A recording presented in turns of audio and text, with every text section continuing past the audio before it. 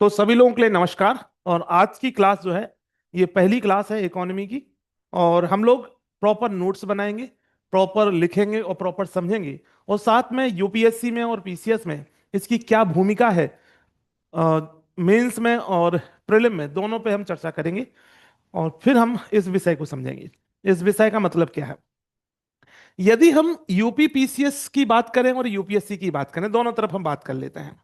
सबसे पहले यूपीएससी की बात करेंगे, क्योंकि इस विषय को हम इस स्टैंडर्ड पे लेके जाएंगे, पूरा का पूरा यूपीएससी स्टैंडर्ड की। ये यूपीएससी के लिए डेडिकेटेड क्लास है ये।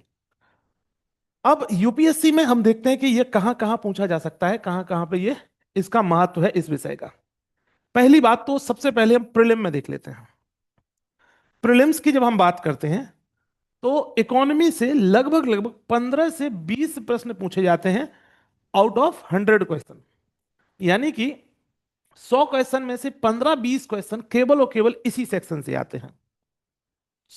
कई बार तो 22 क्वेश्चन भी आए हैं, 23 क्वेश्चन भी आए हैं। लेकिन औसतन की बात करें, एक एवरेज की बात करें, तो लगभग 15 से 20 क्वेश्चन आपको यहां से देखने को मिलेंगे प्रारंभिक परीक्षा में। कुछ क्वेश्चन सिंपल होते हैं बहुत, और लेकिन कुछ क्वेश्चन बहुत एडवांस होते हैं और बहुत टफ होते हैं। वो टफ किस लिए होते हैं, क्योंकि इकोनॉमिक्स को जब हम करंट से रिलेट करते हैं तो क्वेश्चन कठिन हो जाता है। यदि हम उसके बेसिक पे बात करें, बेसिक तो सिंपल है, आपको पता है जीडीपी क्या है, जीएनपी क्या है, आरबीआई क्या है, आरबीआई के काम क्या है, मॉनेटरी पॉलिसी क्या है, फिजिकल पॉलिसी क्या है, ये सब कुछ है तो पढ़ते ही हैं आप सब। सर, इंटरनेशनल संगठन पढ़ते ही हो, अंतर्राष्ट्रीय संस्थाएं पढ़ती ही। 14 क्वेश्चन आए हैं इस साल। हाँ, अब देखो बोलना नहीं है किसी को, ठीक है। केवल मैं बोलूंगा, और जब आपसे बोलने के लिए बोला जाएगा तभी आप लोग बोलोगे। इस बात को बहुत बहुत सीरियसली ले लेना है, क्लास में मछली बाजार नहीं बनाना है ना। मैं बोलूंगा, बाकी आपकी कोई दिक्कत तकलीफ होती है तो वो हम आपसे जरूर डिस्कस करेंगे। तो औसतन हम बात करते हैं तो 15 से 20 क्वेश्चन एक औसत निकाले हम पिछले 10 सालों का। तो लगभग 15 से 20 क्वेश्चन के बीच में आपको इकोनॉमी से क्वेश्चन मिलेंगे। कभी ज्यादा क्वेश्चन भी होंगे, कभी कम क्वेश्चन भी होंगे, ठीक है। अब बात आती है मुख्य परीक्षा में क्या स्थिति है। मेंस की जब हम बात करते हैं तो मेंस में आप जानते हैं कि पेपर नंबर 3 में इकोनॉमी का हिस्सा है। पेपर नंबर 3 मेंस में, जीएस का पेपर नंबर 3 में आप देखोगे तो इकोनॉमी आपका सब्जेक्ट देखने को मिल जाएगा। यहां पे लगभग लगभग आपको 200 सॉरी 250 नंबर के पेपर में आपको लगभग 70 से 80 नंबर की इकोनॉमी देखने को मिलेगी। 70 से 80 नंबर, यानी 250 नंबर में से 70 से 80 नंबर केवल इकोनॉमी सेक्शन से पूछे जाएंगे पेपर 3 में। अब उसके अलावा बात आते हैं हम लोग एसए में, निबंध में।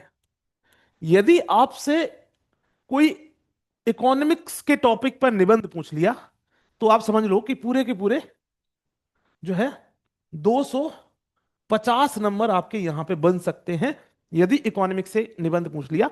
और जो वर्तमान समय चल रहा है उसमें टॉपिक का बहुत बड़ा वेरिएशन है, वो क्वेश्चंस कहीं से भी पूछ लेता है। कभी निबंध सोसाइटी से पूछेगा, मतलब वो मल्टीपल टॉपिक होते हैं, उसमें सोसाइटी के भी टॉपिक होते हैं, इन्वायरमेंट के टॉपिक होते हैं, उसमें पॉलिटी का भी टॉपिक होता है, उसमें अंतर्राष्ट्रीय जो है संबंध यानी इंटरनेशनल रिलेशन का भी टॉपिक हो सकता है। किसी भी तरीके का टॉपिक इसमें हो सकता है। तो यहां पे भी इसका अच्छा खासा वेटेज है।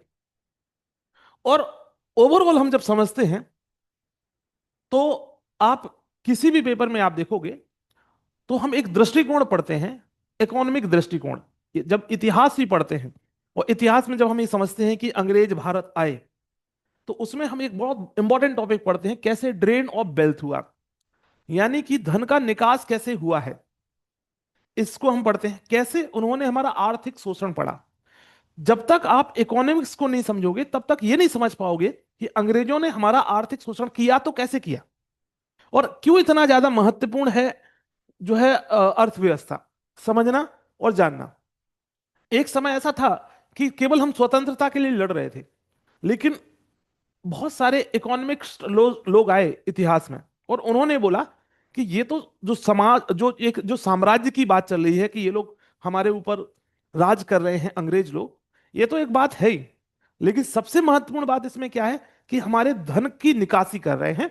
यानी भारत के जो संसाधन हैं उनको ले जा करके इंग्लैंड में ले जा रहे हैं, भारत की जो संपत्ति है वो इंग्लैंड में ले जा रहे हैं, और ये हमारे देश को खोखला कर रहा है।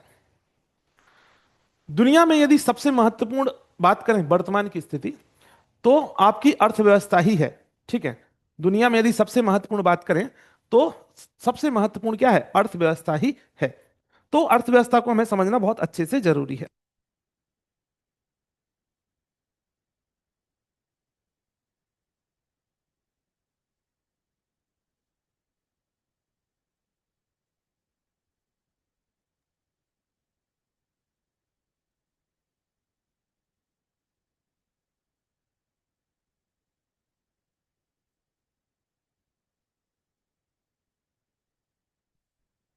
चलिए, तो ये बात हमें क्लियर हो गई कि जब हम किसी भी चीज को समझते हैं तो हमें उसकी चहुमुखी या चारों तरफ की चीजों को हमें समझ में आना चाहिए। वरना फिर उथली उथली नॉलेज रहती है जो कि किसी काम की नहीं रहती है, खासतौर में इन परीक्षाओं में। जिन परीक्षाओं की आप तैयारी कर रहे हो, चाहे यूपीएससी की बात करें चाहे तो वो पीसीएस की बात करें। अब हम बात करते हैं यूपीपीसीएस में क्या स्थिति है इसकी। यूपीपीएससी में, यूपीपीएससी की जब हम बात करते हैं तो इसमें प्रारंभिक परीक्षा में देख लेते हैं, लगभग 10 से 15 क्वेश्चन यहां पे प्रारंभिक परीक्षा में पूछे जाते हैं इकोनॉमिक्स से। मुख्य परीक्षा में अगेन 60 से 70 से 80 नंबर के क्वेश्चन यहां से पूछे जाते हैं। सबसे ज्यादा क्वेश्चन इसी सेक्शन से पूछे जाते हैं। पेपर 3 में भी इकोनॉमिक्स है, क्योंकि मेंस का सिलेबस आप देखोगे यूपीएससी और पीसीएस का, तो पेपर 1, 2 और 3 और 4 का बिल्कुल एक जैसा है। ठीक है, तो आप यूपीएससी की भी तैयारी कर रहे हो तो आप यूपी पीसीएस के 4 पेपर तो तैयार कर ही रहे हो, अलग से बिल्कुल परेशान होने की जरूरत नहीं है। या पीसीएस की तैयारी कर रहे हैं तो भी आप यूपीएससी के 4 पेपर तैयार कर रहे हो। वो कॉमन सब्जेक्ट है, कॉमन विषय है, कॉमन कंटेंट है, सब कुछ कॉमन है। उसके बाद आपका और कहां वेटेज आएगा? तो पेपर नंबर जब 5 और 6 पढ़ोगे, पेपर नंबर 5 और 6, तो इसमें उत्तर प्रदेश की इकोनॉमी को पढ़ोगे, जिसमें यहां पे भी लगभग 70 से 80 नंबर का टोटल वेटेज आपको 400 नंबर में से मिलेगा। तो यहां पे भी महत्वपूर्ण, यहां पे ही महत्वपूर्ण है। अब दोनों परीक्षाओं के इंटरव्यू में भी सवाल पूछे ही जाएंगे, है ना। इंटरव्यू में वो जानना चाहते हैं कि आपको अर्थव्यवस्था की समझ है कि नहीं। क्योंकि मूल तौर पे यदि बात समझे तो भारत एक विकासशील देश है जिसके पास संसाधनों का अभाव है। तो संसाधनों का मैनेजमेंट हम कैसे करेंगे, ये तभी हम समझ सकते हैं जब हम अपनी अर्थव्यवस्था को जानते होंगे। यदि हम अपनी अर्थव्यवस्था को नहीं जानते होंगे तो फिर आप कुछ भी उल्टे सीधे सुझाव दे सकते हो, है ना। जैसे बहुत सारे बच्चे बोलते हैं, सर एक ही दिन में गरीबी क्यों नहीं मिट जाती है? तो इसके इम्प्लीकेशंस कैसे होंगे, कैसे हम इसे लागू करेंगे, क्या कर सकते हैं, ये समझना पड़ेगा। और क्या वाकई में हमारे पास इतने संसाधन हैं कि हम एक दिन में गरीबी मिटा सकते हैं? हम कभी कभी सोचते हैं सर हम अमेरिका से आगे क्यों नहीं निकल जाते हैं? तो अगेन विषय वही है, क्या हमारे पास वो संसाधन है जिससे हम दुनिया के सबसे ज्यादा पावरफुल कंट्री के तौर पे बन जाएं? क्या हमारे पास इतने संसाधन हैं कि हम चाइना को जल्दी पिछाड़ दें? तो हमें इन सब का जो एक आंसर मिलता है कि अभी तो नहीं है हम, लेकिन इन फ्यूचर, भविष्य में हम इस स्थिति में आ सकते हैं। भविष्य में हमारी ये स्थिति हो जाएगी कि हम इन देशों को सरपास करेंगे, इन कंट्रीज को सरपास कर सकते हैं, ये ऐसी हम आशा रख सकते हैं। लेकिन ये हम तभी कर सकते हैं जब हम अपनी इकोनॉमिक पोटेंशियल को, यानी जो हमारी क्षमता है, आर्थिक क्षमता है, उसको समझ पाए कि हमारे पास कौन से संसाधन है, किनका हम बहुत ज्यादा उपयोग कर सकते हैं, किनका नहीं। यदि आपको मैं बात बताऊं, दुनिया में जब आर्थिक क्रांति चल रही थी दुनिया के अलग अलग देशों में, उसमें सबसे पहले यूरोप था। यूरोप में आर्थिक क्रांति चल रही थी, पुनर्जागरण चल रहा था, रिनेंसा चल रहा था। और वहां पे आप देखोगे तो वहां पे सबसे पहले इंडस्ट्रियलाइजेशन आ रहा है। इंडस्ट्रियलाइजेशन से हो क्या रहा है कि बड़े स्तर पे गुड्स एंड प्रोडक्ट्स बनाए जा रहे हैं, यानी उत्पाद बनाए जा रहे हैं, और उन उत्पादों को दुनिया भर में फैलाया जा रहा है। उससे पहले वो लोग भी एग्रीकल्चर पे ही डिपेंड थे, वो भी सब्सिस्टेंस एग्रीकल्चर पे डिपेंड थे, यानी कि रोजमर्रा के लिए जो जरूरत है वो पूरी होती रहे और बस जीवन चलता रहे, केवल इतने के लिए ही पहले काम चल रहा था। लेकिन जैसे ही रिनेंसा हुआ, मशीनें आई, विज्ञान का आविष्कार हुआ, विज्ञान में प्रौद्योगिकी का जो है हमने विकास किया, तो फिर हमने देखा मशीनें बनाई, मशीनें बना करके हमने जो काम 10 दिन में होना था उनको एक दिन में किया, या फिर और कम समय में किया। फिर एक आर्थिक क्रांति आ गई दुनिया भर में।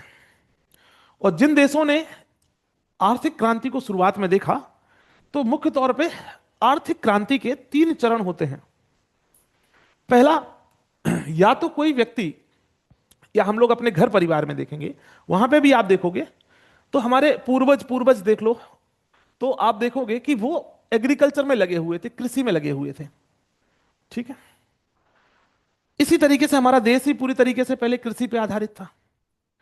जब कृषि में आप संपन्न हो जाते हो और इतना हो जाता है कि खाने पीने के लिए आप सक्षम हो जाओ, आत्मनिर्भर हो जाओ, तो फिर आपकी जो दूसरी दिशा होती है वो होती है मैन्युफैक्चरिंग, विनिर्माण, है ना। मैन्युफैक्चरिंग यानी विनिर्माण होता है, यानी हम नई नई चीजों को अब निर्माण कर रहे होते हैं, नई नई चीजों को बना रहे होते हैं जो मार्केट की जरूरत के हिसाब से होती हैं, जिसमें जिसकी मार्केट में डिमांड होती है, मांग होती है।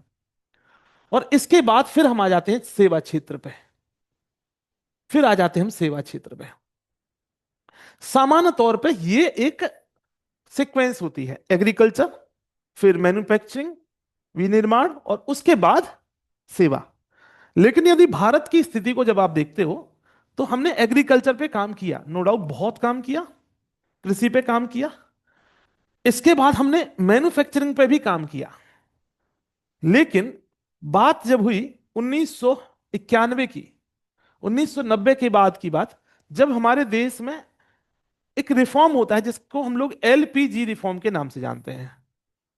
एलपीजी मतलब, एक एल का मतलब लिबरलाइजेशन, पी का मतलब प्राइवेटाइजेशन, और जी का मतलब ग्लोबलाइजेशन, यानी उदारीकरण।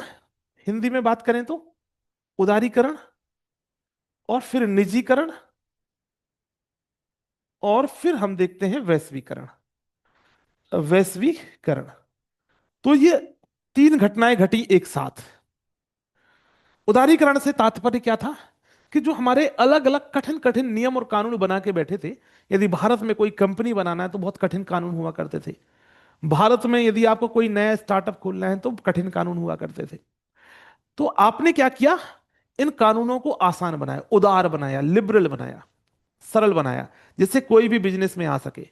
सरकार का जो कंट्रोल था इन सब चीजों पे, थोड़ा सा कंट्रोल को ढीला किया, कंट्रोल को ढीला किया और बोला ठीक है, सारी चीजें सरकार नहीं करेगी, प्राइवेट लोग भी कर सकते हैं। एक समय ऐसा था, जब मैं हमेशा बोलता हूं, एक समय ऐसा था कि भारत में दूध का वितरण भी सरकार ही करती थी, ब्रेड बनाने का तक का काम भी सरकार ही करती थी, मतलब बेसिक छोटो छोटो काम भी सरकार ही कर रही थी। लेकिन जब मार्केट खुला, तो फिर ये मौका किसको मिला, प्राइवेट लोगों को। तो यहां पे उदारीकरण आया, फिर निजीकरण आया उसी के साथ में, यानी निजी लोगों को संसाधन मिले, क्योंकि कानून अब सरल हो गए थे, इंस्पेक्टर राज खत्म हो रहा था। और दुनिया की बाउंड्रीज हमने खोल दी। बाउंड्रीज खोलने का तात्पर्य, पहले होता था कि हम किसी से व्यापार नहीं करेंगे, किसी के साथ व्यापार नहीं करेंगे, हम अपना खुद का देख लेंगे जो हमें करना है। हम अमेरिका से व्यापार नहीं करेंगे, हम चीन से व्यापार नहीं करेंगे, हम रूस से व्यापार नहीं करेंगे। लेकिन अब हमने बोला हम दुनिया के हर एक देश से व्यापार करेंगे, कोई दिक्कत नहीं। अपनी अर्थव्यवस्था को हमने ओपन कर दिया, खोल दिया, ओपन इकोनॉमी बना दिया। जब ऐसा हुआ तो हमारे देश में दो तरीके की डिमांड बढ़ी, मैन्युफैक्चरिंग की भी डिमांड बढ़ी और सर्विसेज की डिमांड बढ़ी, यानी सेवाओं की भी जो डिमांड बढ़ी। बिल्कुल सरल समझना है, अभी ज्यादा हम कठिन नहीं बना रहे हैं आपको। सेवाओं को भी विस्तार मिला। उसी समय कंप्यूटर का युग आ गया, 90 के बाद कंप्यूटर का युग आ गया, टेलीविजन का युग आ गया, इलेक्ट्रॉनिक युग आ गया, एक तरीके से हम सरल शब्दों में कहें तो भारत को ये लगा कि देखो मैन्युफैक्चरिंग में तो बहुत संसाधन चाहिए, सही बात है। यदि आप एक प्लांट लगाओ, मशीनरी लगाओ किसी चीज की, तो आप देखोगे कि आपको बहुत संसाधन चाहिए होते हैं। एक एक फैक्ट्री खोलने के लिए कितने ज्यादा संसाधन, हर व्यक्ति की तो फैक्ट्री खोलने की क्षमता होती नहीं। तो ऐसा बोला गया कि क्यों ना हम सेवा क्षेत्र में अपना मौका जमा लें, किस्मत आजमा लें। और सेवा क्षेत्र में हमें अच्छा काम मिला। आज स्थिति है कि दुनिया, हमारी भारत की बात करें, भारत की सबसे बड़ी जो इनकम है वो सेवा क्षेत्र से ही है, ना तो मैन्युफैक्चरिंग से है ना ही कृषि से है। तो यूपीएससी मेंस में एक बार सवाल पूछा गया कि ऐसा क्या कारण था कि हमने एग्रीकल्चर क्षेत्र के बाद मैन्युफैक्चरिंग को सरपास करते हुए, यानी उसको छोड़ते हुए या उसको कम आंकते हुए हमने सेवा क्षेत्र में विस्तार किया। ठीक। तो अभी इसका पूरा आंसर नहीं मैं अभी दे रहा हूं, है ना, लिखेंगे हम लोग। लेकिन एक मोटा मोटी समझ में आया होगा क्यों, क्योंकि मौके आ गए थे, है ना, हमारे पास एक अपॉर्चुनिटीज थी उस समय पे कि इस चीज में सब लोग जीरो से कर रहे हैं, है ना। कई चीज होती है ना, कई बार कि कोई चीज बिल्कुल नई नई शुरू हुई है, अब उसमें ये मौका होता है कि सब लोगों के पास बराबर की फील्ड होती है कि यहां से आपको भी दौड़ना है, हमें भी दौड़ना है, दौड़ने की जो जगह है ना सबकी कॉमन हो जाती है। तो यहां पे अब हमारे पास मौका था, यही कारण है कि आज हम लोग लगभग 100 से ज्यादा देशों के लिए अलग अलग सेवाएं देते हैं, अलग अलग। चाहे वो बीपीओ की सेवा है, कंप्यूटर की सेवा है, अलग अलग क्षेत्र में हम सेवाएं देते हैं। क्यों? क्योंकि सेवा क्षेत्र को हमने एक प्रायोरिटी में रख लिया। और दुनिया में काम करने वाले लोगों की, सस्ते काम करने वाले लोगों की कमी है, और दक्ष लोग हों उसमें भी, जिनको आता भी हो काम ना। तो भारत के लोग इस मामले में तो हैं, होशियार तो हैं, बस मौका मिलना चाहिए। आप लोगों को ही मौका मिल जाए तो आप क्या कुछ नहीं कर सकते हो, सब कर ही सकते हैं, लेकिन वो मौका मिलना चाहिए, वो संसाधन मिलना चाहिए, और यहां पे वो संसाधन मिल गए। ठीक। सो हमने आपसे बात की कुछ कुछ कि आपसे सवाल अब इसमें इंटरव्यू से भी पूछा जाएगा। इंटरव्यू में आपसे यूपीएससी में भी क्वेश्चन पूछा जाएगा, पीसीएस में भी पूछा जाएगा। सो अर्थव्यवस्था को लेकर के एक बहुत इंपॉर्टेंट से क्वेश्चन बनते हैं, बहुत शानदार से क्वेश्चन बनते हैं, उनको हमें समझना है। हर जगह ये बहुत महत्वपूर्ण टॉपिक है। अगेन मैं आप लोगों को रिपीट कर देता हूं, ये क्लास फाउंडेशन बैच की क्लास है। आप सभी लोगों के लिए ये डेमो के तौर पे दी जा रही है, जो फाउंडेशन बैच में नहीं है। बाकी कल से जो क्लास होगी वो सभी के लिए होगी, मतलब जो फाउंडेशन बैच में है, चाहे तो वो मिशन एसडीएम में के किसी भी संस्करण में है, या फिर अधिकारी बैच में है, या संकल्प बैच में है, या फिर लक्ष्य बैच में है, या मिशन आईएएस बैच में है। ठीक है। तो ये क्लास केवल उन्हीं के लिए होगी जो फाउंडेशन बैच के बच्चे हैं। और बाकी आप लोग यदि चाहते हैं कि फाउंडेशन बैच ज्वाइन करना, तो हमने बहुत अच्छे ऑप्शंस रख दिए हैं अब आप लोगों के लिए, कि बहुत आसान तरीके से इवन आप मंथली फीस पे भी आप हमारे साथ तैयारी कर सकते हो। आपको अभी इसके संदर्भ में बात नहीं करना है, यदि आपको इसके संदर्भ में बात करनी होगी तो हमारे नंबर पे आप कॉल करेंगे। ठीक। और फिर बात करेंगे कि किस तरीके से हम आपको मंथली जो है ऑफर प्रोवाइड करा रहे हैं, कि मंथली भी आप फीस दे करके इस तैयारी को आगे बढ़ा सकते हैं। अब चलते हैं नेक्स्ट। तो एक छोटी सी हेडिंग करेंगे हम। सबसे पहले इंट्रोडक्शन, यानी हम लोग इकोनॉमी का परिचय समझने वाले हैं, इसका परिचय समझने वाले हैं कि आखिर इकोनॉमी है क्या, व्हाट इज इकोनॉमी। इकोनॉमी की क्लास शुरू कर दिया क्या सर? हाँ जी, फाउंडेशन बैच की क्लास है मेरे भाई शकील, और ये अच्छा। क्लास केवल डेमो क्लास है। और ये उन लोगों के लिए है जो फाउंडेशन बैच में है, और जो बैच लेना चाहते हैं उनके लिए डेमो क्लास है। ये क्लास डेली नहीं होगी सबके लिए, ये फाउंडेशन बैच में डेली क्लास चलेगी, और आर ओ वाले बैच में अलग से क्लास चलेगी इकोनॉमी की। ठीक है। Okay sir, thanks. चलिए, अब किसी को बोलना नहीं है क्लास में, बार बार बोल रहा हूं, यदि आपको कोई डाउट होगा तभी बोलना है। तो हम परिचय की जब हम बात करते हैं, यानी इंट्रोडक्शन की, तो हमें शब्द का मतलब समझ में आना चाहिए कि जो इकोनॉमी है, ये शब्द आया कहां से है। इस शब्द का हमें ओरिजिन पता होना चाहिए कि आखिर ये शब्द आया कहां से। तो ये शब्द दो शब्दों से मिलकर बनता है। एक शब्द होता है ओक्वाइस, या ईकस भी बोलते हैं। ठीक। और प्लस दूसरा शब्द होता है नोमस। ये दो शब्दों से मिलकर ये बना है, ये वर्ड इकोनॉमी। ये दो शब्दों से मिलकर बना है। एक शब्द था जिसका यूनानी शब्द था, यूनानी शब्द, यूनानी शब्द, उसको तोड़ते हैं तब हमें ये शब्द मिलता है। एक यूनानी शब्द था जिसका नाम था इकोनोमिया, है ना। तो शब्द क्या था?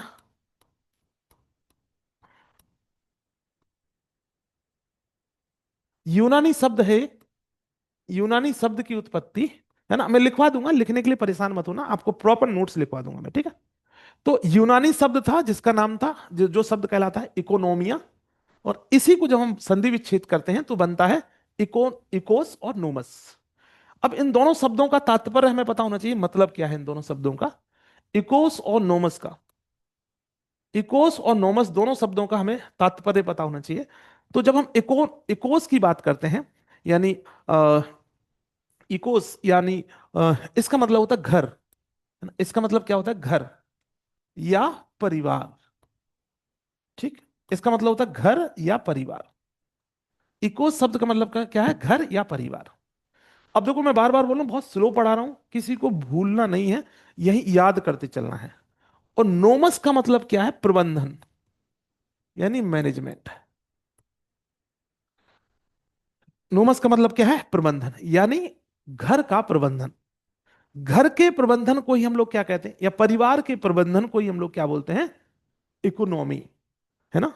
तो घर के प्रबंधन के अध्ययन को हम लोग क्या बोलेंगे? इकोनॉमी। ठीक है, इतनी बात क्लियर हो गई। अब आपने देखा होगा, घर में हम लोग प्रबंधन करते हैं। कैसे प्रबंधन करते हैं?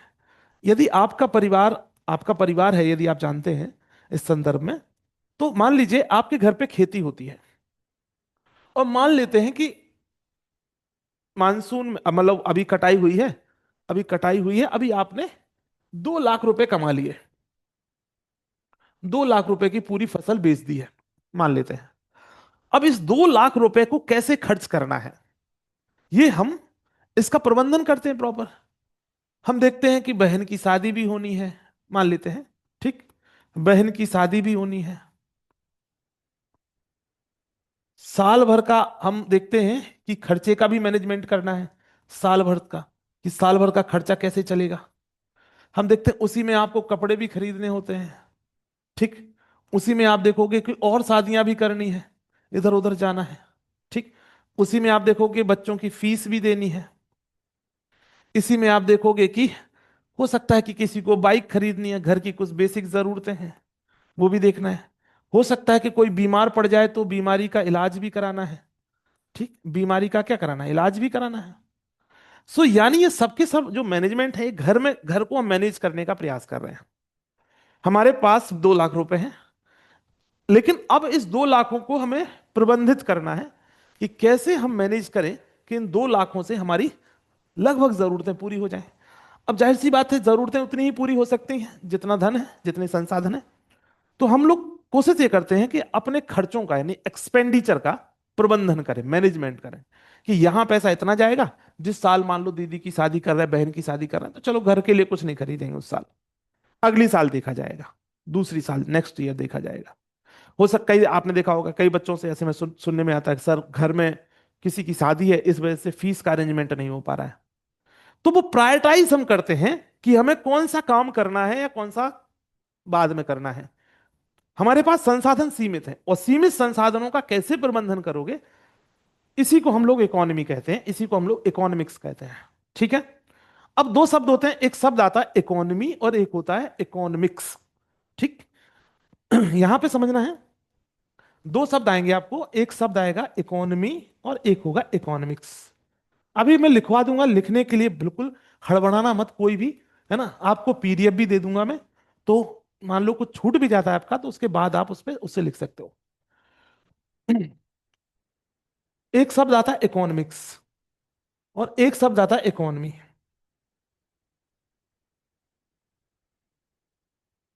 अब सवाल उठता है कि सर आपको क्या पढ़ना है ना?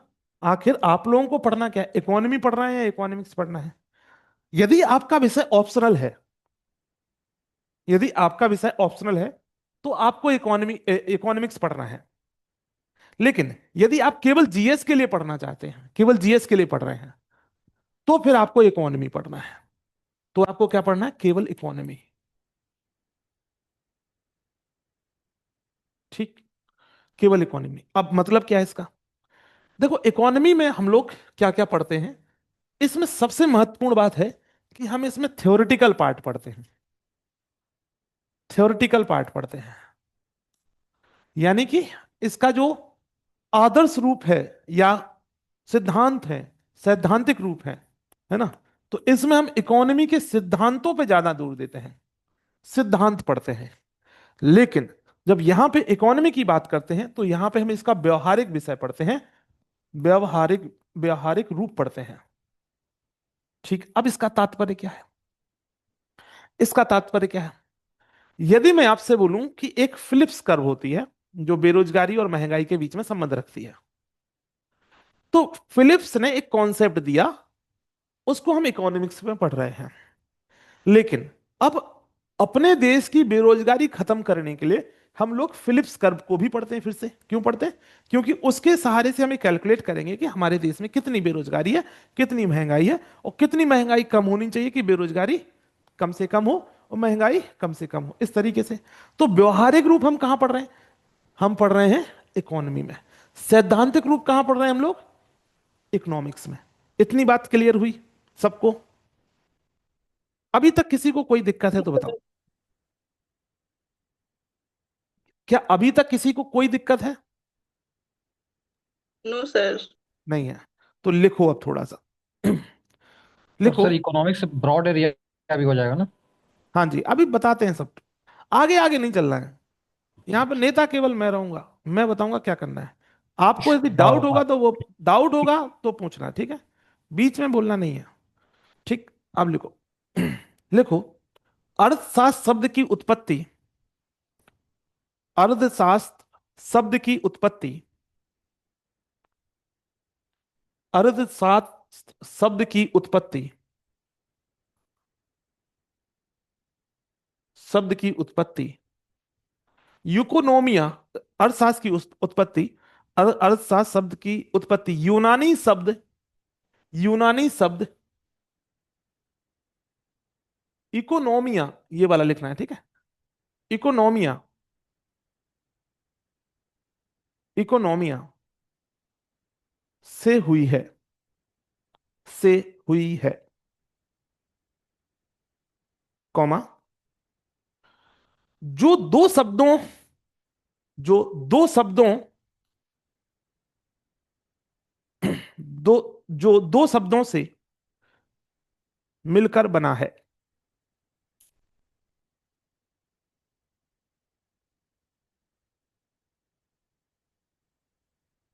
एक एक इकोस, इसके ब्रैकेट में लिख लेना घर या परिवार।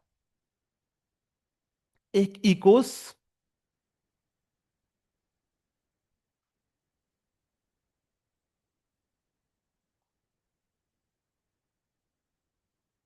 घर या परिवार, ठीक है? दूसरा, दूसरा नोमोस। दूसरा नोमोस, और ब्रैकेट में लिख लेंगे प्रबंधन। दूसरा लिख लेंगे नोमोस, यहां लिख लेंगे प्रबंधन। ठीक है? प्रबंधन।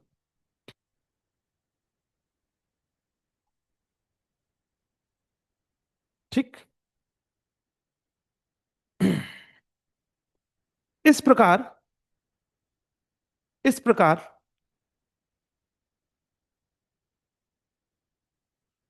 अर्थशास्त्र, इस प्रकार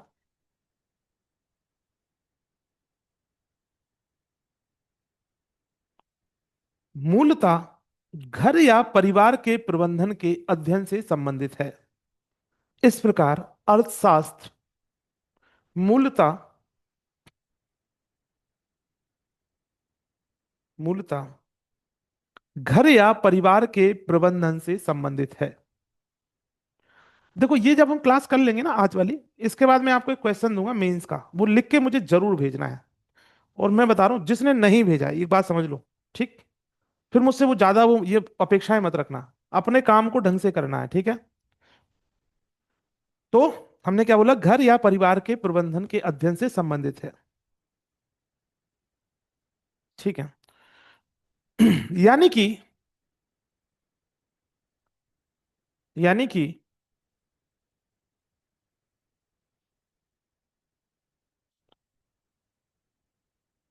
कैसे को यानी कि कोई कैसे, यानी कि कोई कैसे,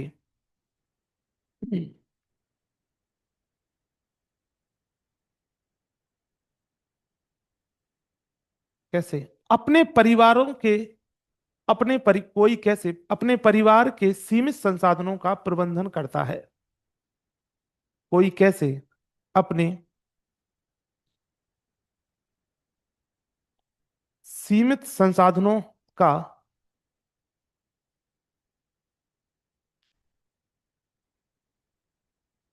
प्रबंधन करता है।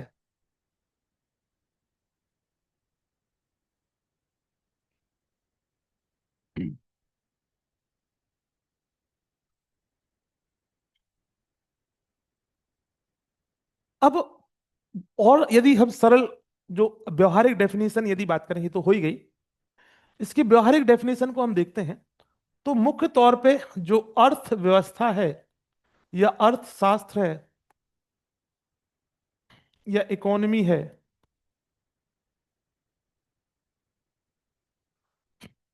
ये मुख्य तौर पे तीन बातों का ध्यान रखती है। तीन बातों का, किस बात का? एक तो उत्पादन का, कि उत्पादन कितना हो रहा है। मुख्य तौर पे तीन बातों का ध्यान रखा जाता है। एक तो उत्पादन का ध्यान रखा जाता है कि उत्पादन कितना हो रहा है।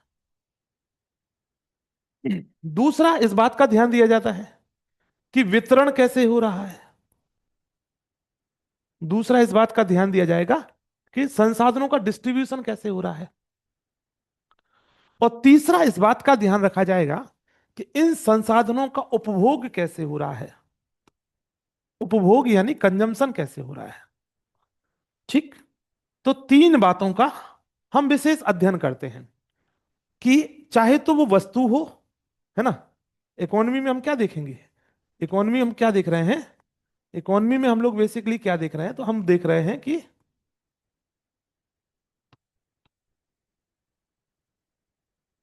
इकोनॉमी में हम लोग देख रहे हैं कि चाहे तो वो वस्तु हो, ठीक, वस्तु हो या फिर वो सेवा हो, है ना, वस्तु हो या फिर सेवा हो। वस्तु और सेवाओं का कैसे उत्पादन हो रहा है, कहाँ उत्पादन हो रहा है, वितरण कौन कर रहा है, कैसे वितरण हो रहा है, किस तक पहुंच रहा है, और उपभोग कैसे हो रहा है, यानी कंजम्पशन कैसे हो रहा है, कौन इसका कंजम्पशन कर रहा है। ठीक है। तो एक नीचे लिखो नोट बना के, सरल शब्दों में लिखो, सरल शब्दों में, आसान भाषा में, है ना, आसान भाषा में हम लोग पढ़ते हैं। सरल शब्दों में यह वह विषय है, सरल शब्दों में यह वह विषय है जो वस्तुओं, जो वस्तुओं और जो वस्तुओं और सेवाओं के उत्पादन, जो वस्तुओं के उत्पादन, वस्तुओं और सेवाओं के उत्पादन, कौमा वितरण और और उपभोग की प्रक्रिया का अध्ययन करता है।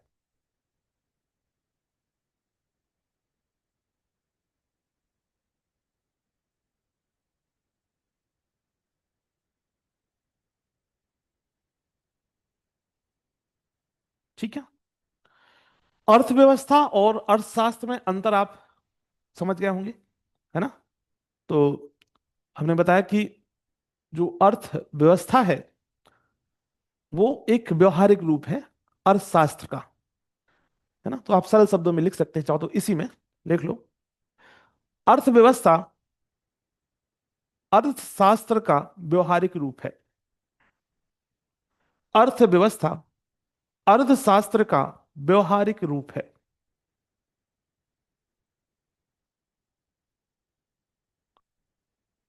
अर्थव्यवस्था अर्थशास्त्र का व्यवहारिक रूप है। ठीक। अब मुख्य तौर पे आप जानते हैं कि जब हम अर्थव्यवस्था पढ़ते हैं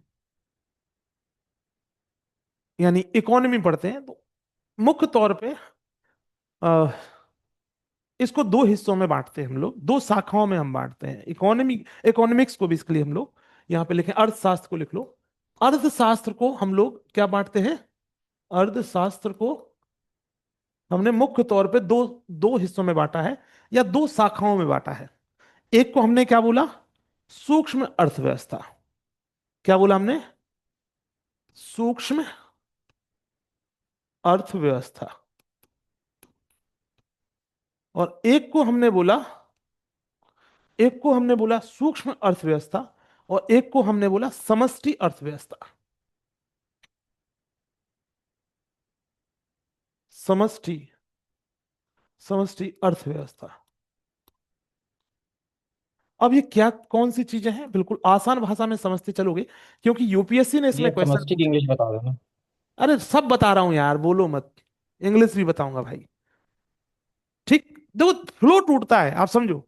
हम ना कुछ चीजें अंदर अंदर चलती रहती हैं दिमाग में ना, एक टीचर को समझा करो जीवन में ना, उसको उसकी तकलीफ को समझो। हम बहुत कुछ बताना चाहते हैं, आपको पहले पूरी बातों को सुन लेना होता है, ठीक है। अब हमने बोला कि हमारी इकोनॉमिक्स जो है, इकोनॉमिक्स है वो कैसी है, उसकी मुख्य तौर पे दो शाखाएं हैं। ठीक, इकोनॉमिक्स है उसकी दो शाखाएं हैं।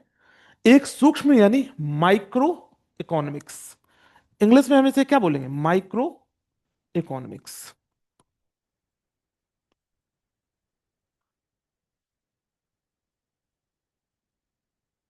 माइक्रो इकोनॉमिक्स, और इसको हम बोलेंगे मैक्रो इकोनॉमिक्स। मैक्रो इकोनॉमिक्स, एक को हमने बोला माइक्रो और एक को बोला मैक्रो, दोनों में हम समझेंगे किस बात का, किस चीज में अध्ययन करते हैं, प्रॉपर तरीके से समझेंगे, निश्चिंत होकर पढ़ना है, ठीक है। एक को हमने बोला माइक्रो, एक को बोला मैक्रो। एक को हम लोग बोलते हैं समष्टि, इसको दूसरा नाम क्या बोलते हैं, इसको बताओ। बीएसटी। व्यष्टि। बीएस तो इसको हम लोग सूक्ष्म बोलते हैं और व्यष्टि अर्थव्यवस्था ही बोलते हैं, समष्टि और व्यष्टि। ठीक, खैर अब यहां पे इतनी बात क्लियर हो गई हमारी। दो हिस्सों में हमने इकोनॉमी को बांटा है, एक सॉरी इकोनॉमिक्स को बांटा है। अब ये जो वर्गीकरण है ये आखिर किसने किया, है ना। तो ये वर्गीकरण, है ना, ये वर्गीकरण एक व्यक्ति है जिनका नाम है, नॉर्वे के हैं जिनका नाम है रागनर फ्रिस, है ना। ये जो वर्गीकरण दिया है वो किसने दिया, आपसे कभी पूछा जाए ये वर्गीकरण दिया किसने है, तो एक नॉर्वे के प्रसिद्ध अर्थशास्त्री हैं, उनका नाम लिख सकते हो, Ragnar Friis. Ragnar, Ragnar Friis. ये इन महोदय ने, रागनर महोदय जो कि क्या है, अर्थशास्त्री हैं, अर्थशास्त्री हैं, अर्थशास्त्री हैं। ठीक, अर्थशास्त्री हैं। और इन्होंने, ये कहाँ के हैं, हमने क्या बताया, ये नॉर्वे के हैं। कहाँ के, नॉर्वे के। तो नॉर्वे के हैं और इनका नाम क्या है, रागनर फ्रिस। ये जो भाई साहब हैं रागनर फ्रिस, ये ये जो वर्गीकरण है ये देते हैं, एक मैक्रो इकोनॉमिक्स और माइक्रो इकोनॉमिक्स। ठीक है, इनको आपको मैं बता दूं, इनको एक हॉलैंड के एक और अर्थशास्त्री हैं जिनका नाम है जॉन टिनबर्गन, जिनका नाम है जॉन टिनबर्गन, जॉन टिनबर्गन।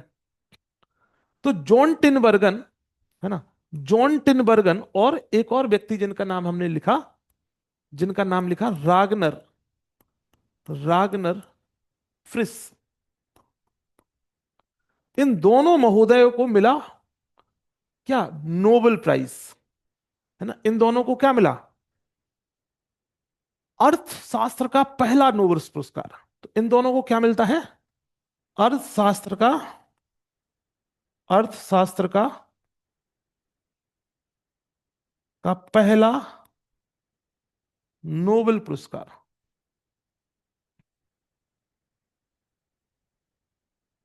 तो इसका महत्व समझ में आया किस तरीके से इन्होंने जो वर्गीकरण किया जब, तो जॉन टिनबर्गन और रागनर फ्रिस को क्या मिला, नोबेल प्राइज मिल गया भाई सब, इकोनॉमी का पहला। तो कभी क्वेश्चन पूछा जाए तो बता सकते हो ना, इकोनॉमी का नोबेल प्राइज, पहला नोबेल प्राइज किसको मिला था। ये टेबल चाहो तो आप बना सकते हो, बना ली है, जी सर।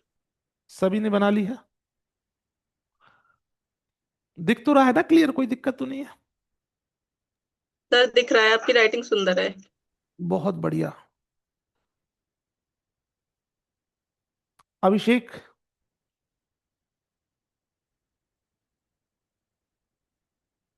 चलो, जी सर। 1969, ठीक है, क्लियर हो रहा है ना, समझ में आ रहा है, ओके सर। ठीक है। तो ये लिखते चलना है इस तरीके से ना। तो इनको क्या मिल रहा है, पहला पुरस्कार मिल रहा है किस पे, अर्थशास्त्र का, 1969 में। ठीक है। अब क्या आप लोगों को पता है कि अर्थशास्त्र का जो नोबेल जो पुरस्कार है ना, ये कहां से दिया जाता है, बताओ। स्वीडन का केंद्रीय बैंक है ना, सेंट्रल बैंक ऑफ स्वीडन, इसके द्वारा ये पुरस्कार दिया जाता है। याद रखना, इसी के द्वारा ये प्रारंभ किया गया था। और ये विश्व का सबसे पुराना केंद्रीय बैंक है। कौन सा बैंक? स्वीडन का केंद्रीय बैंक। ये विश्व का सबसे पुराना एक बैंक है, जिसके माध्यम से ये अर्थशास्त्र का नोबेल पुरस्कार दिया जाता है। अब इतनी बात क्लियर हो गई। अब हम थोड़ा सा चलेंगे, नेक्स्ट आगे बढ़ते हैं। अब माइक्रो में क्या पढ़ेंगे, मैक्रो में क्या पढ़ेंगे, तो इन दोनों का ही दोनों ही शब्दों को समझते हैं। जो माइक्रो शब्द है और मैक्रो शब्द है, माइक्रो और मैक्रो शब्द दोनों ही यूनानी शब्द हैं, याद रखना। ये जो दोनों शब्द है ना, तो ये जो माइक्रो है और मैक्रो है, जो आप समझ में आ रहा होगा, नाम सुना होगा, माइक्रो शब्द और माइक्रो और मैक्रो, ये दोनों वर्ड कैसे हैं?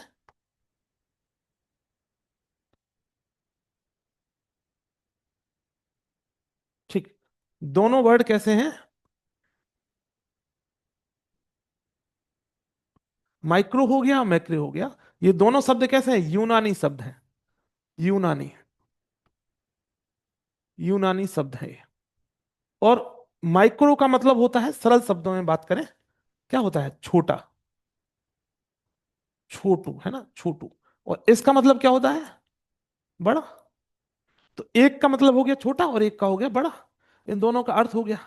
सो अपने आप से इन शब्दों का मतलब आप जानते हो, समझ गए होगे कि आखिर माइक्रो और मैक्रो में हम क्या समझना चाह रहे हैं, है ना। माइक्रो और मैक्रो में क्या समझना चाह रहे हैं, ठीक है। अब हम एक बड़ी सी हेडिंग कर देंगे, सूक्ष्म अर्थव्यवस्था या सूक्ष्म अर्थशास्त्र लिख लो, माइक्रो इकोनॉमिक्स, हेडिंग करेंगे हम लोग।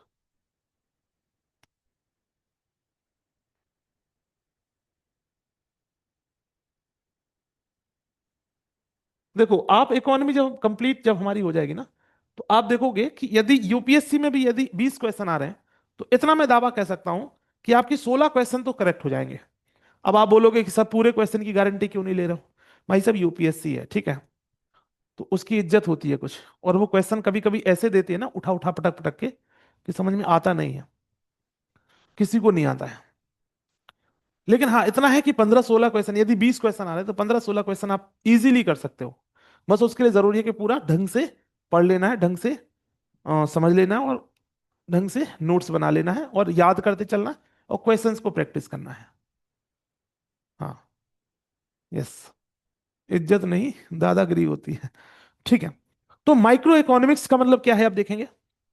तो जब हम अर्थव्यवस्था के छोटे छोटे घटकों का अध्ययन करते हैं, अर्थव्यवस्था की छोटी छोटी चीजों का अध्ययन करते हैं, छोटे स्तर पे अध्ययन करते हैं, तो उसको हम क्या बोलते हैं? Micro economics. जैसे हम अपने परिवार का अध्ययन करें, तो परिवार पूरे देश की तुलना में हम देखेंगे तो बहुत छोटा इकाई है, बहुत छोटी इकाई है।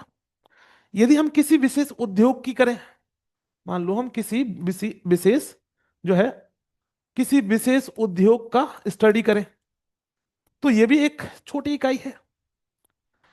किसी एक पर्टिकुलर किसी कॉन्सेप्ट की स्टडी करें कि आखिर डिमांड कितनी होगी, मांग कितनी है, ठीक, आपूर्ति कितनी है, सप्लाई कितनी है। तो ये सब जो है, ये छोटे स्तर पे जो भी अध्ययन हो रहा है, ये सब आते हैं। या किसी बाजार की स्टडी आप कर रहे हैं, ठीक, बाजार छोटा ही होता है, बाजार बड़ा बाजार भी हो सकता है, वैश्विक बाजार भी हो सकता है हालांकि। लेकिन जब हम छोटे स्तर पे छोटे छोटे घटकों की जब हम बात करते हैं, किसी छोटे निगम, किसी कंपनी की हम स्टडी कर रहे हैं, किसी परिवार की स्टडी कर रहे हैं, किसी व्यक्ति की स्टडी कर रहे हैं कि उसकी अर्थव्यवस्था कैसी है, किन पैरामीटर्स पे चल रही है, कहाँ कमी है, कहाँ दिक्कत है, तो ये सब जब अध्ययन करते हैं, तो ये किस में हम करते हैं? माइक्रो इकोनॉमिक्स में। ये हम सब अध्ययन करते हैं माइक्रो इकोनॉमिक्स में। और आपको मैं बता दूं कि माइक्रो इकोनॉमिक्स ही आधार है, नींव है मैक्रो इकोनॉमिक्स का। जब तक आप घर को नहीं समझोगे, जब तक आप परिवार को नहीं समझोगे, तब तक देश नहीं समझ सकते हो, है ना। तो देश को समझने के लिए परिवार को समझना पड़ेगा। देश को समझने के लिए सबसे पहले जरूरी है कि हम परिवार समझ पाए। परिवार की जब अर्थव्यवस्था समझ में आएगी, और जब बहुत सारे परिवारों की अर्थव्यवस्था समझ में आएगी, तो हमें यह अंदाजा लग जाएगा कि हम देश के लिए क्या पॉलिसीज बनाएं, देश में किस तरीके की अर्थव्यवस्था अब जो है जन्म लेने वाली है, या किस तरीके की अर्थव्यवस्था भी है। तो उसके लिए जरूरी है नींव को समझना। तो हम अक्सर ये कहते हैं कि जो माइक्रो इकोनॉमिक्स जो है is the foundation of macro economics, यानी कि सूक्ष्म अर्थव्यवस्था या सूक्ष्म अर्थशास्त्र समष्टि अर्थव्यवस्था का आधार है या नींव है।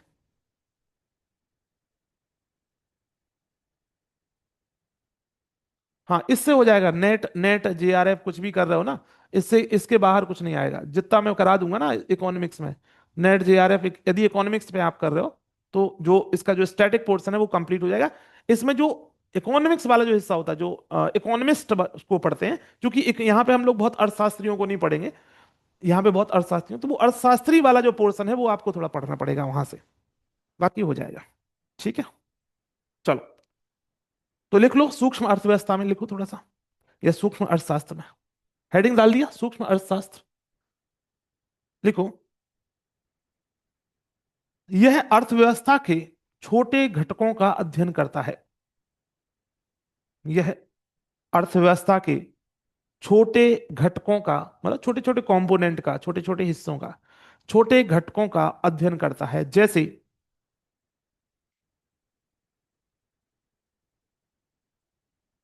जैसे परिवार, जैसे परिवार, उद्योग, कौमा मांग, कौमा आपूर्ति, कौमा बाजार आदि। परिवार, उद्योग, मांग और आपूर्ति, बाजार आदि।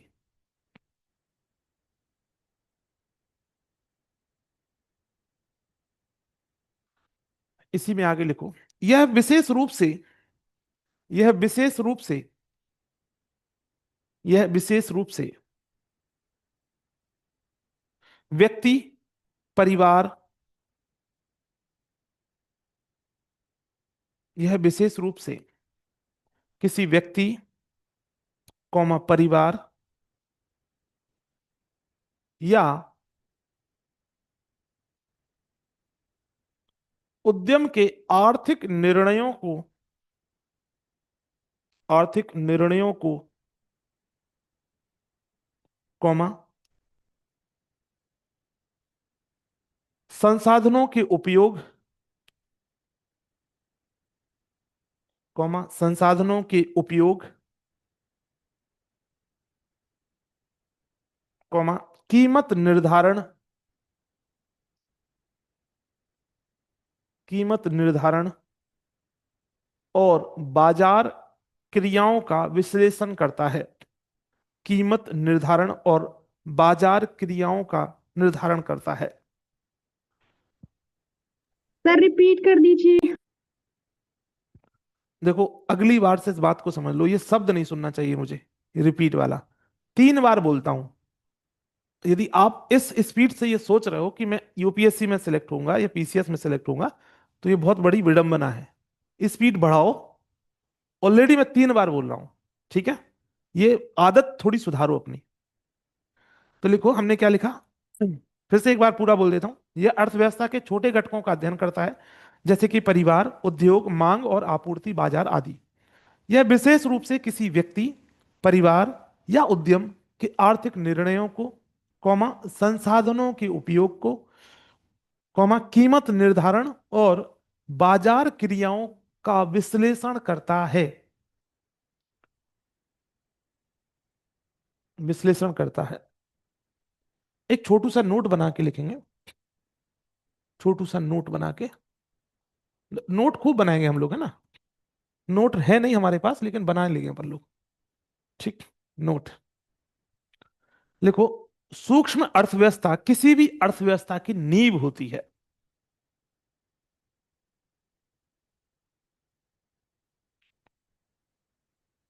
जिस पर समष्टि अर्थव्यवस्था आधारित होती है। जिस पर समष्टि अर्थव्यवस्था आधारित होती है। ठीक है, समष्टि अर्थव्यवस्था आधारित होती है। सो माइक्रो इकोनॉमिक समझ में आया। हम क्या कर रहे हैं कि छोटे स्तर पे, परिवार के स्तर पे, किसी कंपनी के स्तर पे, उद्यम मतलब किसी कंपनी के स्तर पे इनके क्या आर्थिक निर्णय हैं, कैसे ये बाजार में मांग को प्रभावित करते हैं, सप्लाई को प्रभावित करते हैं, छोटे स्तर पे, बहुत बड़े स्तर पे नहीं, देश के स्तर पे नहीं, छोटे स्तर पे, है ना। तो इसी को हम लोग क्या बोलते हैं, माइक्रो इकोनॉमिक्स। अब नेक्स्ट हेडिंग करेंगे समष्टि अर्थव्यवस्था। समष्टि अर्थव्यवस्था।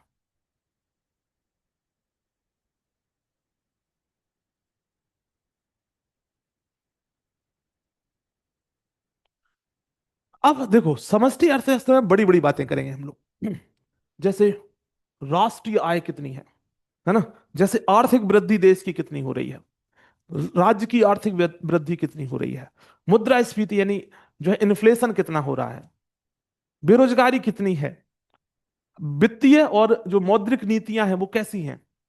ये सब जो बड़ी बड़ी कॉन्सेप्ट हैं, ये सब हम कहाँ पढ़ेंगे, बड़े स्तर पे, जो है राष्ट्रीय स्तर पे, प्रदेश के स्तर पे, जो बड़े बड़े कॉन्सेप्ट हम एक साथ पढ़ते हैं, तो इनको हम पढ़ते हैं किसमें, समष्टि अर्थव्यवस्था में। तो बहुत सरल शब्दों में लिख लो, यह पूरी लिखो, यह पूरी अर्थव्यवस्था की, यह पूरी अर्थव्यवस्था की व्यापक पहलुओं का, व्यापक पहलुओं का अध्ययन करता है। जैसे, जैसे राष्ट्रीय आय,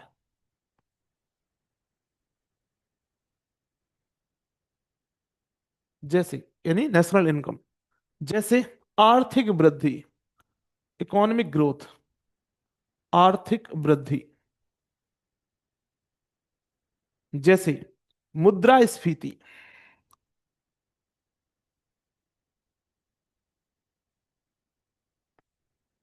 मुद्रास्फीति, जैसे कि बेरोजगारी है ना, पूरे देश भर में बेरोजगारी कितनी है, बेरोजगारी, बेरोजगारी, ठीक। जैसे कि वित्तीय नीति, फाइनेंशियल पॉलिसीज कैसी हैं, वित्तीय नीतियां, मौद्रिक नीति, सब पढ़ेंगे आप, निश्चित रहना, ठीक है। ये सब पढ़ेंगे, मौद्रिक नीति क्या होती है, वित्तीय नीति क्या होती है, फिस्कल पॉलिसी क्या होती है, सब पढ़ेंगे। तो ये जब सब कंपोनेंट का जब हम अध्ययन करते हैं, तो किसके अंतर्गत करते हैं, तो हमने बोला मैक्रो इकोनॉमिक्स में या समष्टि अर्थव्यवस्था में। किसमें, समष्टि अर्थव्यवस्था में या अर्थशास्त्र में।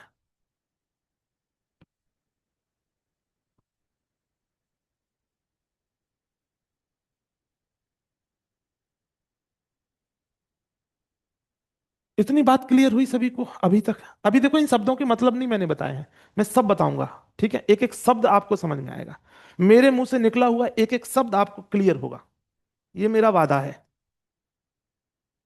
ठीक है। ठीक है बाबू, जी सर। ठीक है, लिख लिया ये, यस सर। ठीक है। जी सर। अब एक नोट बना के लिखो, ठीक है, छोटू सा नोट बना के लिखो। देखो, जो नोट बनवा रहे हैं हम, ये अपने आप में क्या है, ये अपने आप में ना क्वेश्चंस होते हैं छोटू छोटू से, और ये आपके जो नोट होते हैं ये समझ विकसित करते हैं कि जब आप पूरे टॉपिक को एक कंक्लूड करते हो, तो किस तरीके से हम पूरे टॉपिक को एक सरल शब्द में, एक शब्द में कंक्लूड कर सकते हैं, ठीक है। तो लिखो, सूक्ष्म और समष्टि अर्थव्यवस्था को सूक्ष्म और समष्टि अर्थव्यवस्था को सूक्ष्म और समष्टि अर्थव्यवस्था को पूरी तरह से अलग नहीं किया जा सकता। सूक्ष्म और समष्टि अर्थव्यवस्था को पूरी तरह से अलग नहीं किया जा सकता, क्योंकि वे एक दूसरे को प्रभावित करते हैं।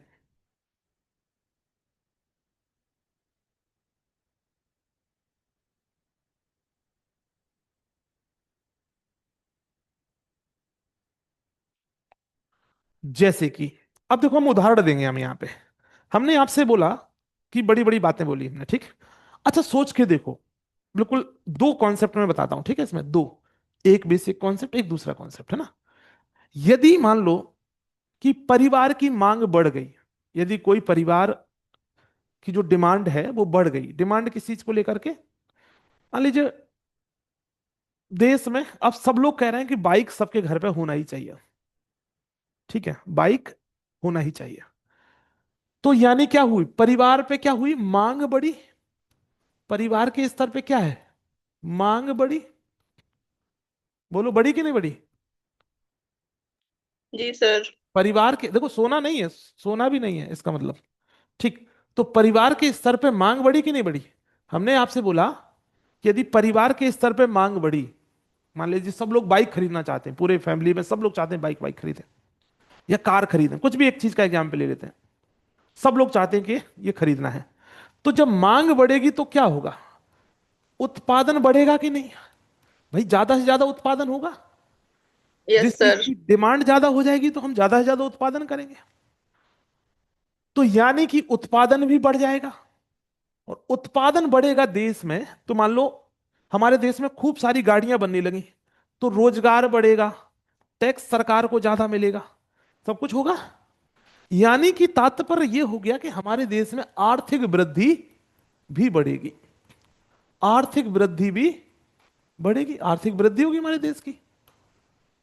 तो आर्थिक वृद्धि अभी हमने, यदि आपने गौर से देखा हो थोड़ा सा, है ना, यदि आपने गौर से देखा हो तो आर्थिक वृद्धि हमने कहां लिखा, समष्टि अर्थव्यवस्था में। बोलो यस या नो। हेलो। Yes sir. ठीक। तो हमने कहां लिखा, आर्थिक वृद्धि कहां लिखा, समष्टि अर्थव्यवस्था में।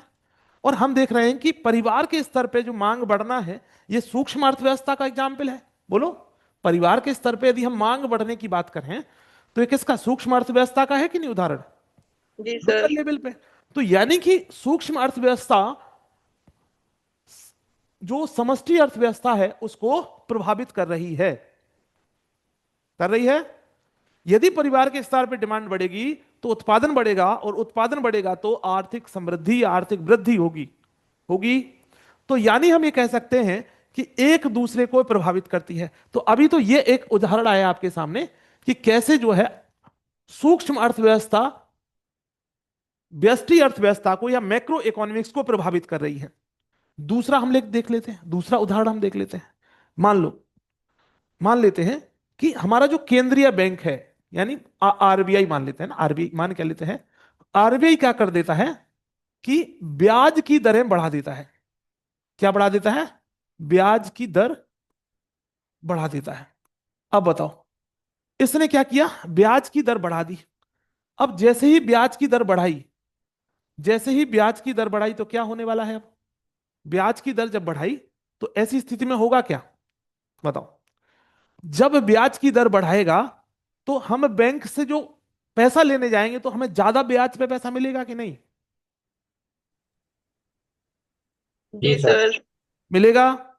जब ज्यादा ब्याज पे पैसा मिलेगा तो हम क्या करेंगे, कम से कम पैसा बैंक से लेंगे, क्योंकि ब्याज ज्यादा देना पड़ेगा। इसका मतलब क्या हो जाएगा कि अब जितना पैसा मार्केट में था उतना मार्केट में पैसा नहीं रहेगा। यानी कि परिवार, जैसे मुझे यदि बाइक लेनी थी या मुझे कार लेनी थी, तो अब क्या करेंगे, हम सोचेंगे छोड़ो यार, बहुत महंगाई है अभी, है ना, महंगा ब्याज पड़ रहा है, पैसा है नहीं इतना, तो एक काम करते हैं, बाइक नहीं लेते हैं। क्या नहीं लेते हैं, बाइक नहीं लेते हैं, या कार हम नहीं लेते हैं। ठीक, तो इससे क्या हो जाएगा, हमारी जो मांग है ना, वो क्या हो जाएगी? घट जाएगी। बोलो, यस सर। मांग घट जाएगी कि नहीं? है ना? तो सर। तरीके से मांग घटी तो उत्पादन भी कम हो गया, है ना? उत्पादन कम हो गया तो आर्थिक वृद्धि भी कम हुई। तो आप देख रहे हो कि जो मेजर पॉलिसीज है हमारी, जब मॉनेटरी पॉलिसी एक तरीके से वो ब्याज दर जैसे ही बढ़ाती है, तो परिवार की जो मांग, यदि मैं सरल शब्द में परिवार लिख देता हूं, परिवार की मांग क्या हो जाएगी? कम हो कम। जाएगी। की मांग कम हो जाएगी। और परिवार की मांग जो हम पढ़ते हैं वो किस में पढ़ते हैं? बोलो, कौन सी अर्थव्यवस्था में पढ़ते हैं? माइक्रो में। माइक्रो। माइक्रो में। यस यानी सर। फैसला था मैक्रो मैक्रो का। इकोनॉमी का, और प्रभावित कौन हो रहा है? माइक्रो। माइक्रो। तो माइक्रो। यानी कि हम एक दूसरे को यहां अलग नहीं कर सकते हैं। दोनों एक दूसरे से जुड़ी हुई संकल्पना है। दोनों एक दूसरे का आधार बनाती हैं। दोनों एक दूसरे के लिए जरूरी है। दोनों एक दूसरे पे निर्भर हैं। इतनी बात क्लियर है? सपाट है? बिल्कुल सर। Yes sir. आसान भाषा में। ठीक। अब चलते हैं। लिख लिया? ये लिखना है? लिख लिया है? लिख लिया लिखना है? सर। लिखवा दें या लिखना है? नहीं सर, अभी 1 मिनट सर, जो लिखा है वही लिख ले रहे हैं। हाँ, लिख लो। ये मैं समझ में आ गया सर आपने बस। आपने हेडिंग की समष्टि अर्थव्यवस्था की थी? समष्टि अर्थव्यवस्था की थी ना? जी सर। हाँ यस सर। हाँ, समष्टि अर्थव्यवस्था हमने हेडिंग की। और उसके बाद हमने ये डायग्राम बनाया था। ये डायग्राम बड़ा कर देता हूं। ये डायग्राम बना लिया आपने। ठीक। फिर हमने एक आपको नोट लिखवाया था। लिखवाया था। उस नोट के बाद ये दो एग्जाम्पल लिख लेना है आपको, इस तरीके से।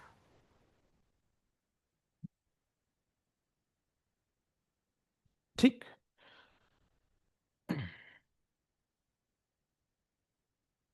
मजा आ रहा है? समझ में आ रहा है?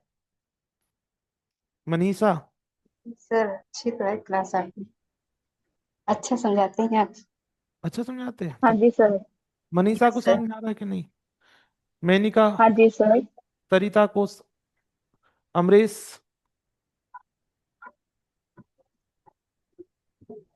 चलो ठीक। बेसिक है, अभी बहुत फंडामेंटल बातें कर रहे हैं हम लोग, ठीक है? अभी हम लोग आगे की भी बातें करेंगे, डिटेल डिटेल वाली।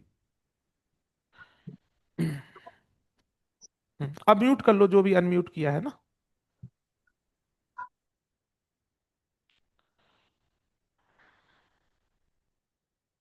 हो गया सर।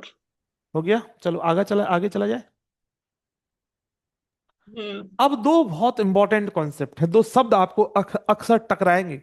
और इंटरव्यू में भी ये सवाल पूछ लेते हैं कभी कभी। दो शब्द, अक्सर दो शब्द खबरों में रहते हैं, और आप एक दूसरे से कंफ्यूज रहते हैं कि आखिर ये दोनों शब्द एक दूसरे से अलग हैं या एक ही हैं या क्या है। कई बार दोनों को इंटरचेंजेबली, यानी एक शब्द की जगह दूसरे शब्द को यूज करते हैं, दूसरे शब्द को पहली की जगह यूज करते हैं। लेकिन दोनों शब्दों का मतलब अलग है। दोनों शब्दों का मतलब बिल्कुल ही अलग है, तो हमें समझना पड़ेगा। तो छोटी सी हेडिंग हम लोग करेंगे। छोटी सी हेडिंग करेंगे। लिखेंगे आर्थिक वृद्धि और आर्थिक विकास। छोटी सी हेडिंग करेंगे हम, आर्थिक वृद्धि। अरे यार, क्या लिख दिया? देखो, आप लोगों को एक काम करना है कि अपनी अलग कॉपी बना लेना है इकोनॉमी की, ठीक है? क्योंकि बहुत लिखने वाले हैं हम लोग। आर्थिक वृद्धि और आर्थिक विकास, ये सब्जेक्ट बहुत आधारभूत सब्जेक्ट होता है। और आर्थिक विकास,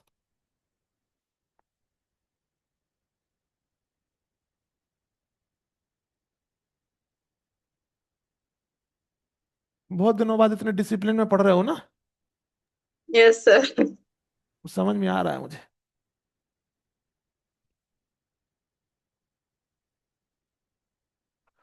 कोमल है क्लास में कि नहीं? जी सर। चलो ठीक।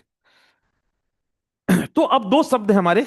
एक को बोलते हैं आर्थिक वृद्धि और एक को बोलते हैं आर्थिक विकास। इंग्लिश में बात बोलें तो एक को हम बोलते हैं economic growth, economic economic growth. और दूसरे को बोलते हैं हम लोग, दूसरे को, दूसरे शब्द को बोलते हैं हम इकोनॉमिक डेवलपमेंट, है ना? इकोनॉमिक डेवलपमेंट या केवल डेवलपमेंट, ठीक है।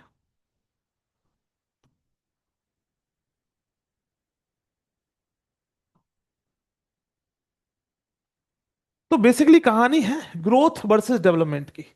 कहानी किसकी है? Growth versus development. इन दोनों से कुछ शब्दों को हमें समझना है कि ग्रोथ का मतलब क्या होता है और डेवलपमेंट का मतलब क्या होता है।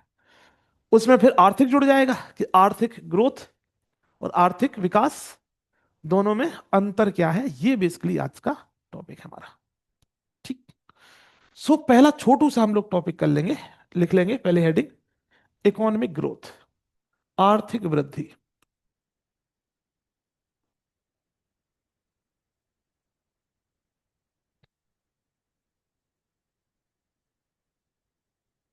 आर्थिक वृद्धि यानी इकोनॉमिक ग्रोथ।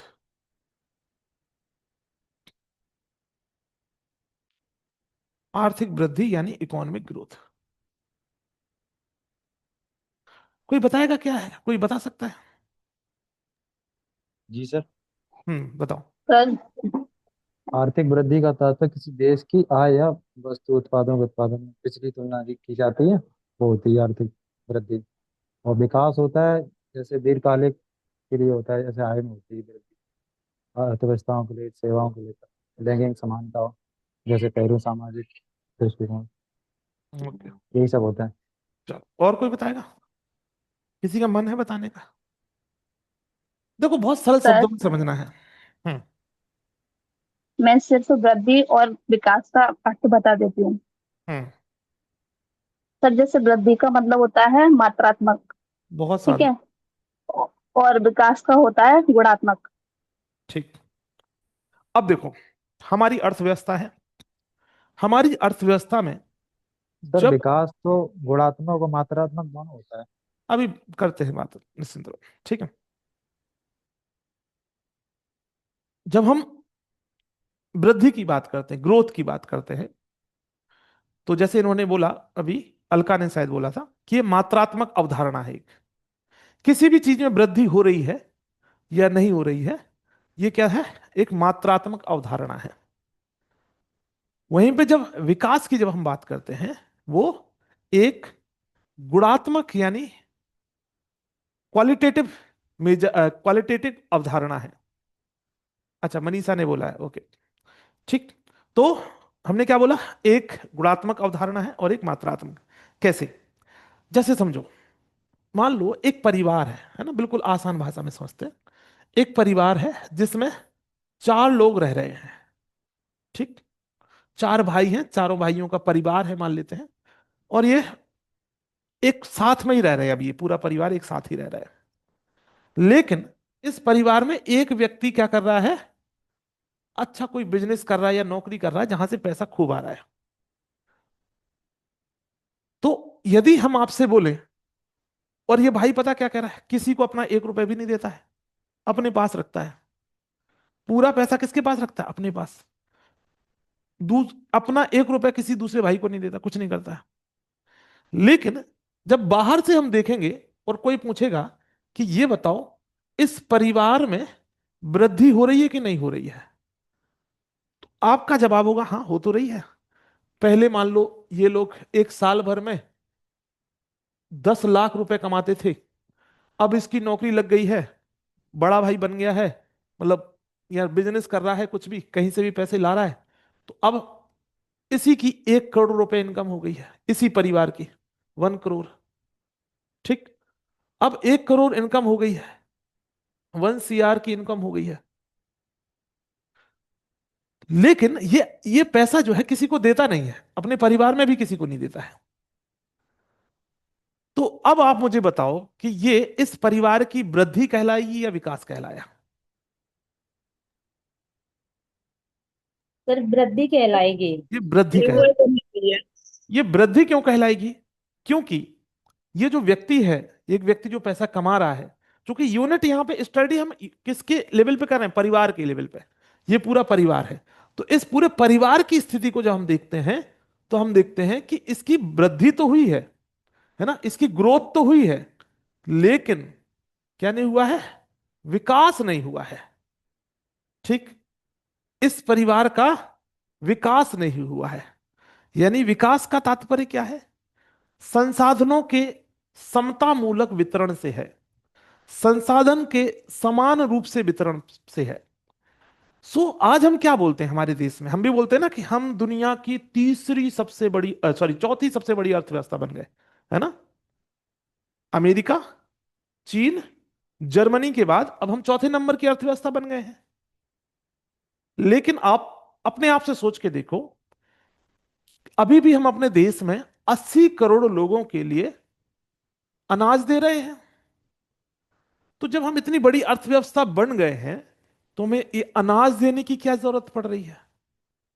इसका तात्पर्य यह है कि हमारी जीडीपी तो बढ़ रही है, हमारा गुणात्मक विकास, सॉरी, हमारा जो है क्वांटिटेटिव यानी क्वांटिटी में तो हम बढ़ रहे हैं, लेकिन जो संसाधन है वो सब में नहीं जा रहे हैं।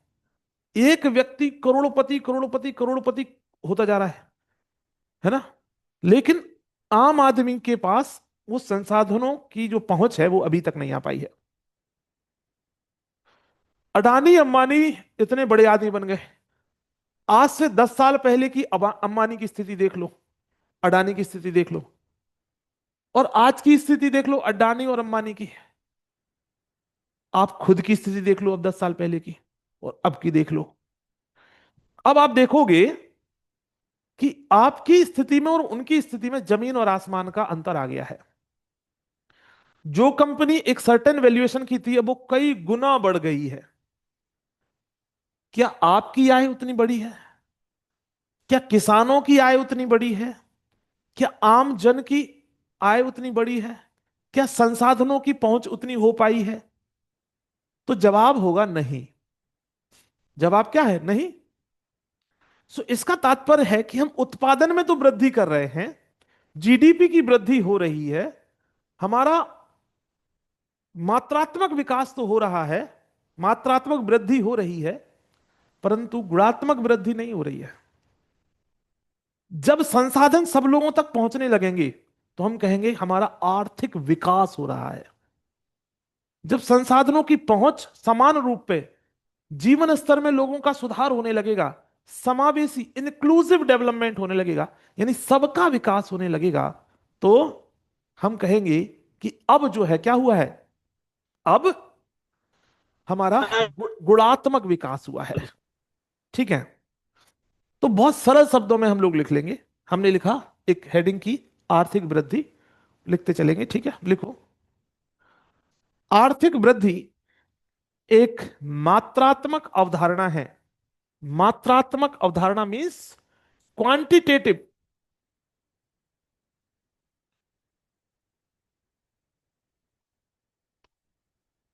क्वांटिटेटिव मात्रात्मक अवधारणा है।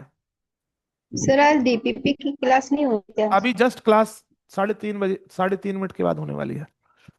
ठीक, ये क्या है? लिखो, यह एक मात्रात्मक अवधारणा है जो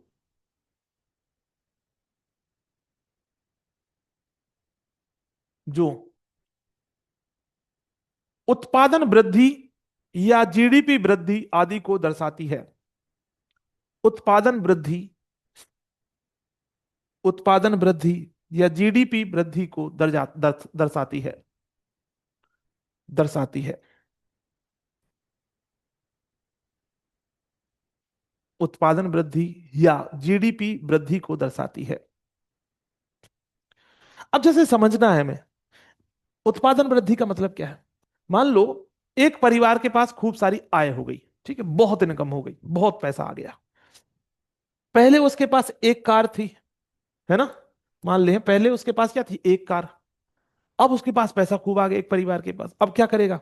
नौकर के लिए अलग कार, बीवी के लिए अलग कार, बच्चों के लिए अलग कार, है ना? उसी के परिवार में अलग अलग लोगों के, कुक के लिए भी कार दिला देगा, सबके लिए कार दिला दी उसने। तो एक परिवार की क्या हुई?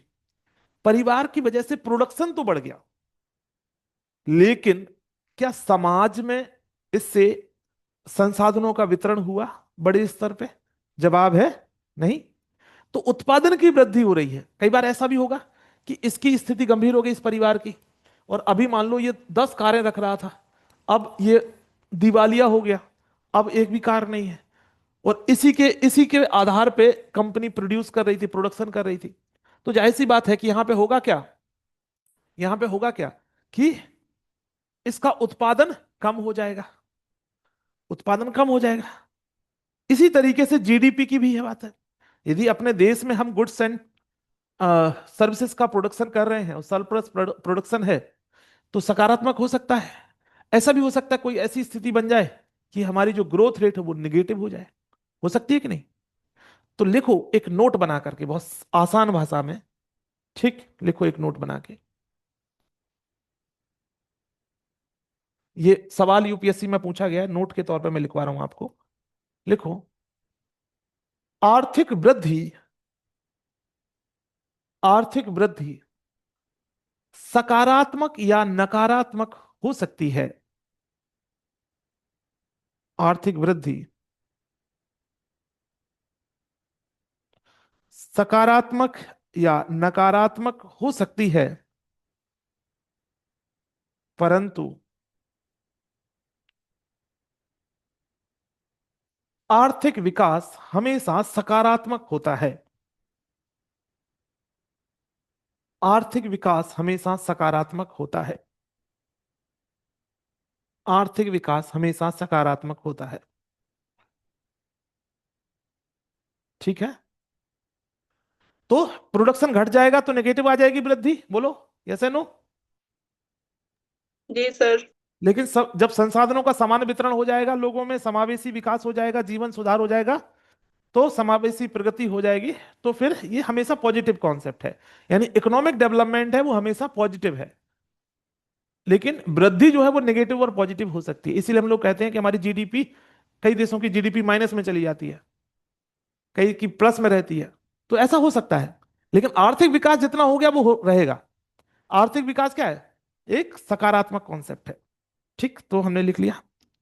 अब लिखो छोटू सी हेडिंग, आर्थिक विकास, जल्दी से लिखो, ठीक है। आर्थिक विकास लिखो, यह एक गुणात्मक यानी क्वालिटेटिव, यह एक गुणात्मक यानी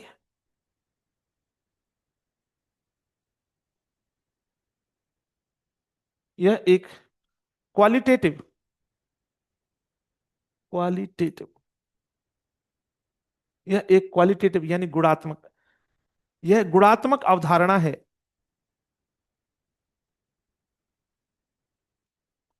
जो केवल, जो केवल वृद्धि नहीं बल्कि, जो केवल वृद्धि नहीं बल्कि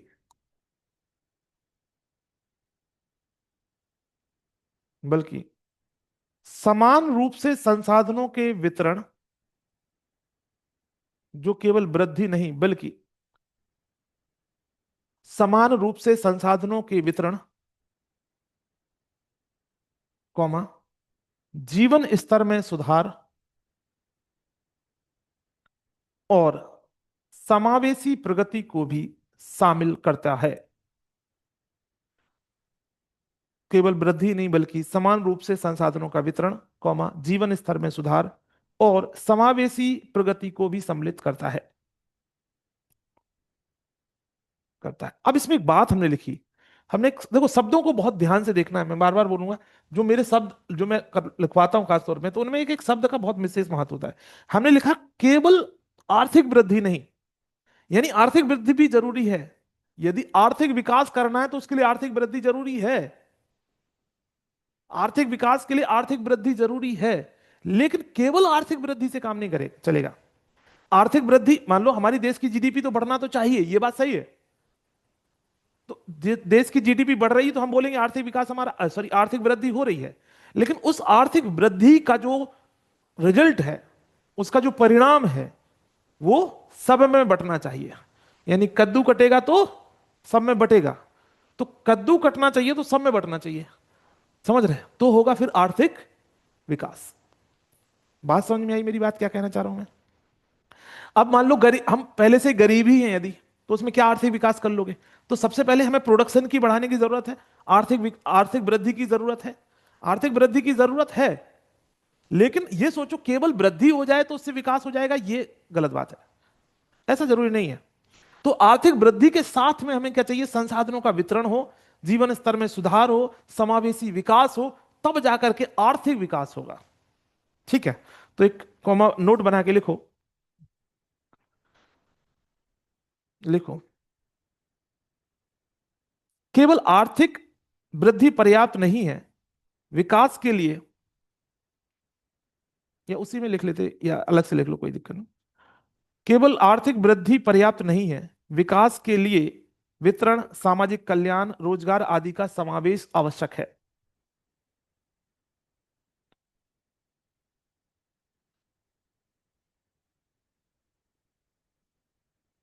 ठीक है,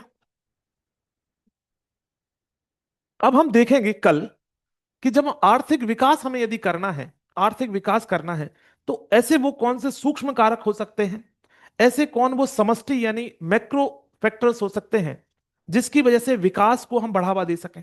क्या हम ऐसा कर सकते हैं? साथ में कल हम पढ़ेंगे कि समावेशी विकास और सतत विकास में अंतर क्या होता है। What is the difference between inclusive development and sustainable development. So इसमें भी हम लोग अंतर समझने का प्रयास करेंगे। और कल ही हम लोग एक बहुत इंपॉर्टेंट टॉपिक स्टार्ट करेंगे जिसका नाम है इन्फ्लेशन यानी मुद्रास्फीति। बिल्कुल आसान भाषा में आपको समझ में आएगा कि हमारे देश के लिए एक इन्फ्लेशन की जरूरत है, मुद्रास्फीति की जरूरत होती है या नहीं, ये भी हम समझेंगे। और साथ में हम समझेंगे कि मुद्रास्फीति होनी चाहिए तो कितनी होना चाहिए, और कितने से ज्यादा मुद्रास्फीति हमारे लिए खराब हो जाती है, और क्या महंगाई होना ही नहीं चाहिए, इसके संदर्भ में ही बात करेंगे। तो ये सारी चीजें आपके लिए समझ में आएंगी कल।